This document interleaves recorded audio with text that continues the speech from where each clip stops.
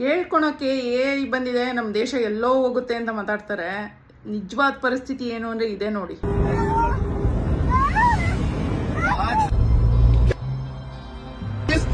किस देश में हम लोग रह रहे हैं कि जहाँ हम लोग एक्सीडेंट हो रहे हैं, बच्चे को नहीं बचा सकते?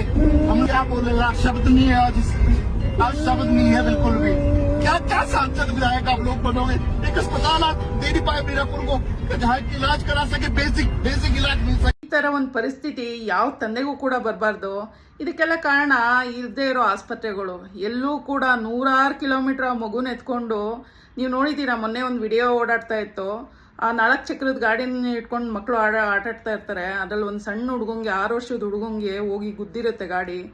ಅದೇ ಸಡನ್ ಆಗಿ ಅದೇ ಟೈಮಲ್ಲಿ ಎತ್ಕೊಂಡು ಓಡೋಗ್ತಾರೆ ಆಸ್ಪತ್ರೆಗೆ ಅಂತ. 100 ಕಿಲೋಮೀಟರ್ ಹೋದ್ರೂ ಕೂಡ ಅವ್ರಿಗೆ ಆಸ್ಪತ್ರೆ ಸಿಗಲ್ಲ. ಅಷ್ಟು ದೂರದಲ್ಲಿ ಇರ್ತವೆ ಆಸ್ಪತ್ರೆಗಳು.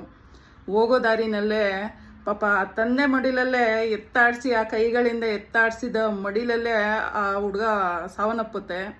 ಇಂಥ ಪರಿಸ್ಥಿತಿ ನೋಡಿ. ಏನು AI ಬರ್ಬೋದು, ಏನೇ ಬರ್ಬೋದು, ನಾವು ಟ್ಯಾಕ್ಸ್ ಕಟ್ಟಿ ಸತ್ತೇ ಹೋಗ್ಬೋದು.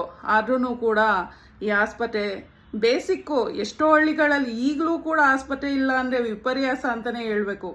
ಎಲ್ಲೋಗ್ಬೇಕು, ಈ ಥರ ಸಾವನ್ನಪ್ಪಬೇಕು ಅಷ್ಟೇ. ಹತ್ರದಲ್ಲೇ ಆಸ್ಪತ್ರೆ ಇದ್ದಿದ್ರೆ ಆ ಹುಡುಗ ಇಷ್ಟೊತ್ತಿಗೆ ಬದುಕಿದ್ದ ಅಂತ ಅನ್ಸುತ್ತೆ.